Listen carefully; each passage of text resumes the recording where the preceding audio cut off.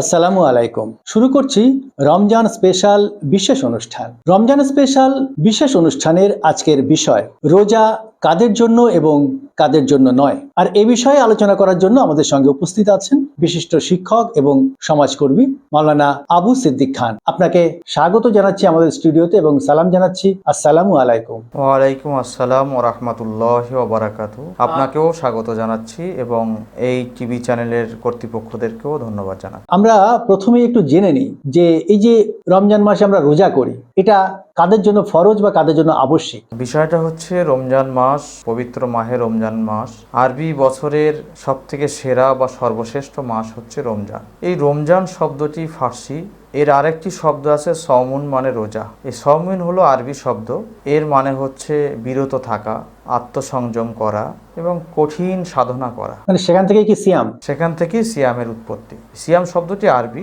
রোজা ফার্সি শব্দ। যে রোজা, রমজান থেকে রোজা, এই রমজানের রমজ শব্দ থেকে এসছে, যে জ্বালিয়ে দেওয়া, পুড়িয়ে দেওয়া আবিধানিক অর্থ। এর সারি অর্থাৎ পারিভাষিক অর্থ হচ্ছে যে নির্দিষ্ট সময় আল্লাহর হুকুম, আল্লাহর সন্তুষ্টির উদ্দেশ্যে সুবে সাদেক হতে সূর্যাস্ত পর্যন্ত পানাহার থেকে বিরত থাকা, স্ত্রী সংযম বা স্ত্রী সহবাস থেকে বিরত থাকার নামই হচ্ছে রোজা। এই রোজা সম্পর্কে সূরা বাকারার একটি আয়াত, ইয়া আইয়ুহাল্লাযীনা আমানু কুতিবা আলাইকুমুস সিয়াম কামা কুতিবা আলাল্লাযীনা মিন ক্বাবলিকুম লাআল্লাকুম তাত্তাকুন। এখানে এই আয়াতের দ্বারা বোঝানো হয়েছে যে আমাদের উপরে রোজা ফরজ করা হয়েছে, ঠিক যেমন আমাদের পূর্ববর্তী মানুষের উপরে রোজা ফরজ ছিল। পূর্ববর্তী বলতে আগের নবীর আগের নবীর যারা উম্মত ছিলেন, আমাদের নবীর আগের যে সমস্ত নবী ছিলেন বা রসুল ছিলেন, তাদের যারা উম্মতি, তাদের উপরেও রোজা ফরজ ছিল। তো সেই কারণে কোরআনের এই শাশ্বত বাণী, পবিত্র কোরআনে উল্লেখিত যে কোরআনের বাণী আল্লাহর বাণী, আল্লাহ নিজেই নির্দেশ দিয়েছে কোরআনে রোজা পালন করা ফরজ। এটা তো একটা বড় অর্থে আপনি বললেন যে তোমাদের উপরে রোজা ফরজ করা হচ্ছে, যেমন পূর্ববর্তীদের উপরে রোজা ফরজ করা হয়েছিল। এই তোমাদের বলতে কাদেরকে বোঝানো হচ্ছে? এখানে আমাদের বলতে আমাদের মুমিন বান্দাগণ, অর্থাৎ আল্লাহর মনোনীত বান্দা, মুসলমান তো বটেই, তাদের মধ্যে যারা মুমিন ইমানদার নরনারী, প্রত্যেকের উপরে রোজা ফরজ করা হয়েছে, অত্যাবশ্য করা হয়েছে যে অবশ্যই পালনীয় রোজাটা। বেশ, তাহলে মুমিন ব্যক্তি যারা মুসলমান তাদের জন্য রোজা বা এই সিয়াম আবশ্যিক করা হচ্ছে। এবারে কোন বয়সীদের জন্য যদি করা হচ্ছে একটু বলেন। রোজা মূলত বালেগ তথা অর্থাৎ প্রাপ্ত বয়স্ক নরনারী, আফটার 12 ইয়ার্স পরে যারা, তাদের উপরে কিন্তু রোজা ফরজ করা হয়েছে। অর্থাৎ এক কথায় প্রাপ্ত বয়স্ক বালেগ হয়েছে, স্বাধীন বালক সচেতন ব্যক্তি নরনারীর উপরে রোজা ফরজ করা হয়েছে। আমরা জানি যে নামাজ যেমন একটি ফরজিয়াত বিষয়, ইসলামের যে, এর আগেও আমি বলেছি যে ইসলামের 5টি স্তম্ভ, বুনিয়াল ইসলাম আলা খামসিন, তার মধ্যে fasting is one of the pillars of Islam. এই রোজাটা একটা তার মধ্যে অন্যতম একটি স্তম্ভ। সেই রোজা পালনের ক্ষেত্রে বিশেষ কোরআনে নির্দেশ দেওয়া হয়েছে। আজ থেকে 1500 বছর আগে আল্লাহ তাআলা আমাদের নবীর মাধ্যমে আমাদেরকে জানিয়েছেন যে রোজা একটা অন্যতম পিলিয়ার ইসলামের, সেটা পালন করতে হবে। এটা পালন অবশ্যই পালনীয়, না করলে গুনাহগার হবে, কঠিন গোনা হবে। ইচ্ছাকৃত কেউ রোজা ভাঙতে পারবে না। যদি কেউ ইচ্ছাকৃত রোজা ভাঙে তার জন্য কি সাজা আছে, এরকম কিছু? ইচ্ছাকৃত রোজা যদি কেউ ভাঙে, তো পরবর্তীতে তার এই ইচ্ছাকৃত রোজা ভাঙার কারণে, একটি রোজা ভাঙার কারণে 60টি রোজা করে দিতে হবে। এটা কাজা হিসাবে। 30টা রোজা যদি কেউ না করে তাহলে যেটা হবে হিসাবে, সেইটা ততটাই রোজা করে দিতে হবে। এটা তার রোজার কাফারা হিসাবে শাস্তি। যদি তাও না করতে পারে তাহলে মিসকিন খাওয়াতে হবে, এরকম বলা আছে, ব্যাপার আছে আর কি, মানে কঠিন শাস্তি আর কি। তো এই যে রোজা সবার জন্য আবশ্যিক হলো, এখন যদি কোনো সমস্যা হয়, কি রোজা না করতে পারে, তো কাদের জন্য ছাড় দেওয়া আছে এই ক্ষেত্রে? শারীরিক অসুস্থতার কারণে ছাড় দেওয়া রয়েছে, বা সন্তান প্রসব করেছেন এমন নারীর জন্য, অর্থাৎ সন্তান প্রসব হবে এরকম নারী যদি, এরকমও যদি তার শারীরিক অক্ষমতা থাকে, তাহলে সেক্ষেত্রে রোজা ছাড় দেওয়া। ছাড় মানে পরবর্তী সময় সুস্থ শরীরে করে দিতে হবে, এটা কাজা আদায় করে দিতে। সেটা কাজা কি 30টা করলেই হবে? সেক্ষেত্রে কাজা, যে কটা কাজা করবে সে কটাই করে দিতে হবে, বিশেষ করে মেয়েদের ক্ষেত্রে। আর বয়স্ক মানুষের জন্য যে রোজা রাখতে গিয়ে তাদের শরীরে অক্ষমতা আসছে, বা আরো দুরারোগ্য পড়ে যাচ্ছে, বা আরো দুর্বল হয়ে যাচ্ছে, সেক্ষেত্রে তাদের জন্য রোজা মাপ আছে, কিন্তু পরবর্তীতে আবার করে দিতে হবে যদি সবল শক্তি। এই রোজা তো আপনি বলেন ফরজ, তো এই রোজা কি নফল বা সুন্নত এরকম হয়ে থাকে? রোজা মূলত 4 প্রকার। রোজা ফরজ আছে, রোজা ওয়াজিব আছে, রোজা নফল আছে, রোজা মাকরু আছে। রোজা 4 প্রকার। তার মধ্যে রমজানের যে রোজা, এই যে 30টা রোজা, এবং 30টা নিয়ত, 30টা রোজা করতে গেলে 30টা নিয়ত করতে হবে, যে সেই নিয়তের মধ্য দিয়েই কিন্তু রোজা পালন করবে। তাহলে এখানে 60টা ফরজ আমরা আদায় করছি, অর্থাৎ 30টা রোজা এটা ফরজ রোজা, রমজানের 30 রোজা এটা ফরজ রোজা। অনুরূপভাবে যদি আপনি বলেন যে এখন অজিব, তাহলে কেউ যদি মান্যত করে যে রোজা করব আমি অমুক সময় অমুক কাজটা হাসিল হলে, টার্গেটে পৌঁছালে ইত্যাদি, এগুলোর ক্ষেত্রে কিন্তু এটা ওয়াজিব, মানতের রোজা হলো ওয়াদা করলে সেটা ওয়াজিব আর ওয়াজিবের মধ্যে পড়ে, এটাও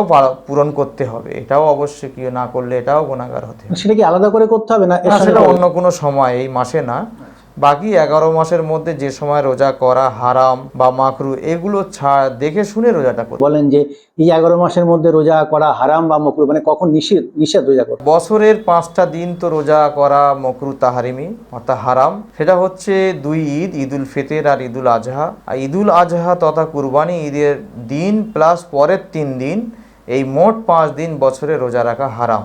রোজা রাখলে বরং গুনাহগার হতে হবে। মানে বাকি 360 দিন আমরা রোজা করতে পারি? রোজা করতে পারি আমরা। তারপরে যদি আপনি সুন্নত রোজা বলেন, তাহলে নফল রোজা যদি বলেন, তাহলে আমাদের রমজানের পরে যে রোজাগুলো আছে বা চাঁদের আইয়ামে বীজ যে রোজাগুলো আছে, সে রোজাগুলো এগুলো নফলের মধ্যে পড়বে। আচ্ছা, এই যে রমজানের পরের কথা বললেন, আমরা দেখেছি যে 6 রোজা করে বা করা হয়, এই 6 রোজা সম্বন্ধে যদি একটু বলেন। এই 6 রোজা নবীজি করতেন, সাহাবায়ে কেরামরা তাবিঈনরা এর কি করেছেন। অন্য কোনো নাম না, আছে, ইসলামিক কোনো নাম আছে? এই রোজাগুলোর মধ্যে অতিরিক্ত নেকি পুণ্যি পাওয়া যায়, তাই এই 6 রোজা করে আর কি, রমজানের পরের যে 6 রোজা। সেটা কি নফল নাকি নবীজি করতেন বলে? নফল রোজা, এটা ফরজ না, করতে হবে, বাধ্যবাধকতা নেই, তবে করলে অনেক পুণ্যি অর্থাৎ সওয়াবের অধিকারী হওয়া যায়। আচ্ছা, এই ফরজ রোজা এবং নফল রোজার ক্ষেত্রে কোনো পার্থক্য আছে? হ্যাঁ, ফরজ অবশ্যই তো আছে। ফরজ রোজা আল্লাহর সরাসরি হুকুম, এটা ছাড়লে গুনাহগার হতে হবে এবং এর কাজা কাফফারা রয়েছে, শাস্তি, যেটা বলছিলাম। নফল রোজা অতিরিক্ত রোজা, যে রোজা আল্লাহ সন্তুষ্টিতে করতে হয়, এটা অতিরিক্ত সওয়াবের আশায় মানুষ করে। এক কথা এটা বোনাস ইনকাম, অতিরিক্ত নেকি কামানোর জন্য, অতিরিক্ত সওয়াব হাসিল করার জন্য এই নফল রোজাগুলো মানুষ করে।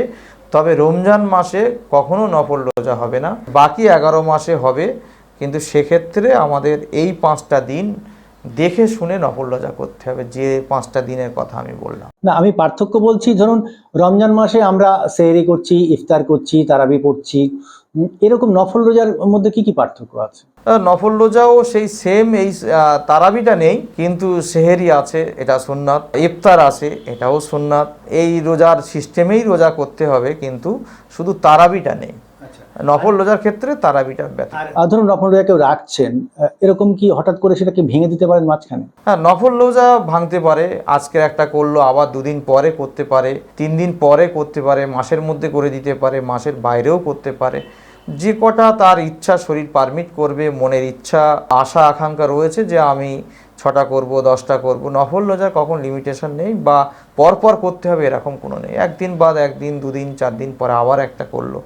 এই রমজানের মতো রোজা ধারাবাহিক করতে হবে, এরকম নফল রোজার মধ্যে নেই। তো এই রমজান সম্বন্ধে আমাদের জনমানসে অনেক রকমের ভ্রান্ত ধারণা থাকে বা অনেক অতিরিক্ত কিছু আমাদের ভাবনা থাকে। যেমন এই সময়ে এই মাসের মধ্যে লাইলাতুল কদর নিয়ে আমরা বেশ উন্মাদনা দেখাই আর কি, সেই সম্বন্ধে যদি একটু বলেন। রমজান মাস একটি সর্বশ্রেষ্ঠ মাস আরবি 12টা মাসের মধ্যে। সেই মাসের এক কথায় 11 মাস ধরে মানুষ ছোট গোনা, বড় গোনা, পাপ ইত্যাদি অনেক কিছু অগোছালো জীবন জিন্দিগিতে চালায়, কিন্তু রমজান মাস তাদের কাছে একটা আলাদা মাত্রা পায়, যে এই মাসে আমি একটু, এই পবিত্র মাসে আমি একটু আলাদা দান সাদকা করব, নফল ইবাদাত করব এবং ঠিকঠাকভাবে পাংচুয়ালভাবে ইসলামের সঠিক নিয়ম কানুনের মধ্য দিয়ে এই একটা মাস আমি অতিবাহিত করব, এরকম মনস্থির মানুষ করে নেয়। তো এই রমজান মাসের ভিতরে কয়েকটি আল্লাহর বড় ধরনের একটা গিফট বা উপহার রেখেছে, তার মধ্যে লাইলাতুল কদর একটি বড় গিফট বা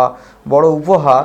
এটা আমাদের যারা ইসলাম ধর্মাবলম্বী মানুষ, বিশেষ করে রোজাদার ব্যক্তি, তারা কিন্তু এই জায়গাগুলো দখল করার চেষ্টা করে। যেমন লাইলাতুল কদর আল্লাহ তাআলা 5 দিন ঘোষণা করেছেন, বিজোড় রাতগুলো অর্থাৎ 21, 23, 25, 27, 29, এই 5টি রাতের মধ্যে কোনো একটা রাত লাইলাতুল কদর আছেন, এটা নবীজি বলেছেন।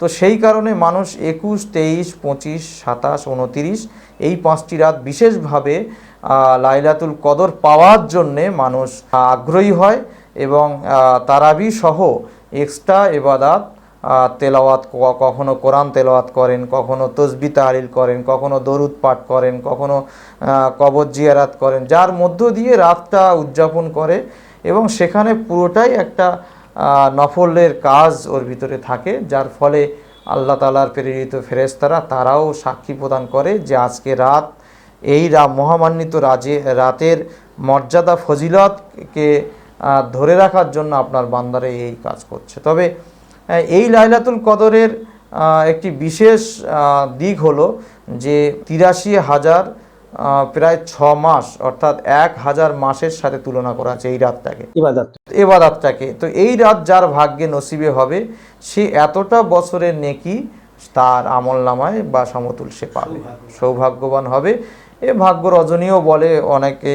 তো এই রাতটা মানুষ, হ্যাঁ, গুরুত্বপূর্ণ রাত, যেটা কোরআনের একটি আয়াত আছে সূরা কদর, সেই কদরে লাইলাতুল কদরি খায়রুম মিন আলফি শাহর, এই যে আলফি শাহর ১,০০০ মাসের থেকে উত্তম বলা হয় সেই রাতটা। তো এই রাতটা মানুষ সত্যিকারেই একটা আবেগ নিয়েই রাতটা যায়। তো এই যে রোজার একটা আধ্যাত্মিক দিক নিয়ে আমরা আপনার থেকে শুনলাম, এবার যদি একটু বলেন যে রোজার এই আধ্যাত্মিক দিক ছাড়াও আর কি কি ভালো দিক আছে, একটু ছোট করে যদি বলেন। দেখেন, এই রোজার ভালো দিক তো ডাক্তারবাবুরা বা হেলথ ডিপার্টমেন্টের মানুষরা জানেন, বলেন, আমরা শুনি, আমরাও কম বেশি এটা উপলব্ধি করি যে সারাদিন পানাহারে থাকার ফলে আমাদের শরীরে অতিরিক্ত চর্বি বা টক্সিন এগুলো ঝরে, ফলে বিজ্ঞানসম্মত একটা দিক তো রয়েছে, শারীরিক উপকার, সুস্থ থাকা যায় এবং জড়তা অলসতা কাটানো যায় এবং ঘুম ঘুম ভাব যেগুলো খাওয়ার পরে সেগুলো থাকে না, ফলে নিজেকে একটা সুস্বাস্থ্যবান করে তোলা যায় রোজার মধ্য দিয়ে। এবং রোজা তো ধর্মীয়ভাবে সেটাও পালন হলো, শারীরিকভাবে অনেক ফিট থাকা যায়, এটা আমাদের মনে হয়েছে। পাশাপাশি সামাজিক, মানসিক, এই সমস্ত সামাজিক বলতে আমরা অনেকটা সময় তো বাঁচানো যায়, যে খাওয়া দাওয়ার পিছনে অনেকটা সময় যায়, রান্না বাড়া ইত্যাদি, সেই সময়টা আমাদের অন্তত দৈহিক চর্চা বা ইসলামিক রিলিজিয়াস কেতাব, বইপত্র, কোরআন তেলাওয়াত ইত্যাদির মধ্য দিয়ে সময় কাটিয়ে এক কথায় একটা আবেগ, আমাদের ইমোশনাল কাজ করে, যে ধর্মীয় ভাবাবেগটাকে আঁকড়ে ধরা, যাতে কোনো রকম আমাদের ত্রুটি না হয়। এবং এই মাসে আমাদের খাদ্য তালিকা যে উল্টোপাল্টা থাকে সেটাও থেকে আমাদের অনেকটা রিকভার হয়। যে এই যে খেজুর আমরা ইফতার উপলক্ষে খাই, এতেও অনেক উপকার রয়েছে। যে পানি খাই, সে অনেকে জমজমে পানি খায় বা নর্মাল পানি খায়, এই পানি খাওয়ার ভিতরেও একটা উপকার রয়েছে।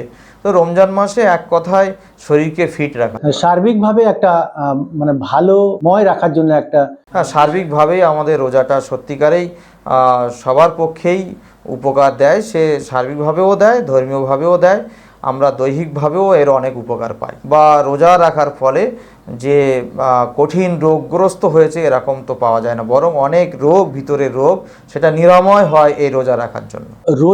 রোজা তো আমরা যারা রাখছি, এই রোজা কি কখনো ভেঙে যেতে পারে আমাদের অসতর্কতার কারণে? হ্যাঁ, অবশ্যই। রোজা তো আমাদের, যাদের রোজা নষ্ট না হয় সেদিকে তো অত্যন্তভাবে আমাদের খেয়াল রাখতে হয়। কি কি কারণে রোজা ভেঙে যেতে পারে? রোজা অনেকগুলো কারণে ভাঙে, তার মধ্যে অন্যতম কারণ বমি হলে, মানুষের গাল ভর্তি হয়ে বমি হলে রোজা ভেঙে যায়। তারপরে হচ্ছে থুতুর সাথে, থুতুর পরিমাণের থেকে রক্তর পরিমাণ যদি বেশি থাকে, থুতু গিলে ফেললে সেক্ষেত্রেও রোজা ভেঙে যায়। এছাড়া ইচ্ছাকৃতভাবে ঔষধ সেবন করলে, ঔষধ খেলে, পানাহার করলে বা জোর করে কাউকে কেউ খাইয়ে দিলে তার রোজাও ভেঙে যাবে। বা ভুল করে কিছু খেয়ে ফেলেছে, পুনরায় আবার কিছু খেলো যে রোজা কিছু হবে না, এক্ষেত্রেও রোজা ভেঙে যায়। তবে ভুল করে কিছু খেয়ে ফেললে তার ক্ষেত্রে রোজা নষ্ট হবে না, কিন্তু পুনরায় কিছু খেলে আবার সেক্ষেত্রে রোজা নষ্ট হবে। এবং এছাড়া পুরুষ এবং নারীর সামনে এবং পিছনের যে দ্বার রয়েছে, অর্থাৎ এখান থেকে কিছু নির্গত হলে, সে হ্যাঁ, গুপ্তাঙ্গ থেকে বীর্য নির্গত বা ইত্যাদি কিছু নির্গত হলে সেক্ষেত্রেও রোজা ভেঙে যাবে। এবং সূর্যাস্ত হয়নি, বেলা রয়েছে, এরকম সূর্যাস্ত চলে গেছে ভেবে যদি কেউ কিছু খায়, অথচ বেলা রয়েছে, এখনও ইফতারের সময় আসেনি, এরকম যদি কেউ ইফতারের আগে পূর্বে খেয়ে নেয়, তাহলে সেক্ষেত্রেও রোজা ভেঙে যাবে। এরকম অনেকগুলো নির্দিষ্ট কারণ আছে রোজা ভাঙার, যেগুলো আমাদের অত্যন্ত সচেতন থাকতে হয়। অথবা সূর্য উদয় হওয়ার পরে যদি কেউ কিছু খায়, ভাবছে এখনও রাত রয়েছে, অথচ দেখলো যে এখন সূর্য তো উঠেই গেছে, অর্থাৎ সূর্য উদয়ের পরে খেয়ে ফেললো, সেক্ষেত্রেও রোজা ভেঙে যাবে। এই অনেকগুলো মানে সুবে সাদেক থেকে সূর্য পর্যন্ত এটাই হচ্ছে আমাদের। হ্যাঁ, এটা পানাহার বিরত থাকতে হবে। ইচ্ছাকৃত খেয়ে ফেললে, তাহলে ইত্যাদিতে লিপ্ত হলে, বা কামতীর্থ চরিতার্থ করলে, বা অন্য পন্থা অবলম্বন করে, যে পন্থায় আমার শরীর থেকে বীর্য নির্গত হতে পারে, তাহলে রোজা ভেঙে। এই দিক থেকে আমাদের সাবধান থাকতে হবে। দর্শক বন্ধুদের জানিয়ে রাখি যে আমরা আমাদের আজকের অনুষ্ঠানের একদম শেষ দিকে চলে এসেছি। তবে যাওয়ার আগে আরো একটা প্রশ্ন আপনাকে করব। আমরা শুরুতেই যেটা কথা বলছিলাম যে রোজা তোমাদের উপর যেমন ফরজ করা হচ্ছে, পূর্ববর্তীদের উপরও তেমন ফরজ করা হয়েছিল। তো এই যে আমাদের উপরে ফরজ করা হচ্ছে, মানে হযরত মুহাম্মদ সাল্লাল্লাহু আলাইহি সাল্লামের উম্মতদের উপরে ফরজ করা হচ্ছে, সেটা কখন থেকে, মানে নবীজির কত বছর বয়স বা কোন সময় থেকে সেটা শুরু হলো? দেখেন, নবীজির আসার হিজরি সনে, দ্বিতীয় হিজরি সনে রোজা ফরজ হয়েছে, এবং পরিষ্কার কোরআনের উল্লেখ আছে। আমি বলেছি, ইয়া আইয়ুহাল্লাযীনা আমানু কুতিবা আলাইকুমুস সিয়াম কামা কুতিবা আলাল্লাযীনা মিন ক্বাবলিকুম লাআল্লাকুম তাত্তাকুন। যেই কোরআনের আয়াত দ্বারা বোঝা গিয়েছে যে আমাদের উপরে রোজা ফরজ হয়েছে, এটা কোরআনে বলেছে, আল্লাহ নিজেই বলেছেন এবং আল্লাহ নবীর মারফতেই বলেছেন যে তোমাদের উপরে রোজা ফরজ করা হলো যেমন তোমাদের পূর্বপুরুষের উপরে রোজা ফরজ ছিল, যাতে তোমরা আল্লাহ ভীরুতা হও। সেটা সময়কালটা হিজরি দ্বিতীয় সনে সম্ভবত। আচ্ছা, এইটা একটা জানতে ইচ্ছে করে যে নবীজি তো নবুয়ত পাওয়ার পরে কোরআন শরীফের আয়াত নাজিলের পরে এটা শুরু হলো, কিন্তু তার আগে নবীজির নবুয়ত পাওয়ার আগের জীবনে কি এরকম তখন রোজা ছিল, মানে রোজা তিনি করতেন? তো আমরা রোজা সম্বন্ধে অনেক কিছুই জানলাম। দর্শক বন্ধুদেরকে জানিয়ে রাখি যে রোজা কাদের জন্য এবং কাদের জন্য নয়, রোজার 7-17 নিয়ে আজ আমাদের সঙ্গে স্টুডিওতে আলোচনায় উপস্থিত ছিলেন বিশিষ্ট শিক্ষক এবং সমাজকর্মী শিক্ষক আবু সিদ্দিক খান। আপনাকে অনেক অনেক ধন্যবাদ এবং সালাম। আসসালামু আলাইকুম। ওয়ালাইকুম আসসালাম। আপনাকে অনেক অনেক ধন্যবাদ এরকম একটি প্ল্যাটফর্মে আমাদেরকে সুযোগ দেওয়ার জন্য। ধন্যবাদ।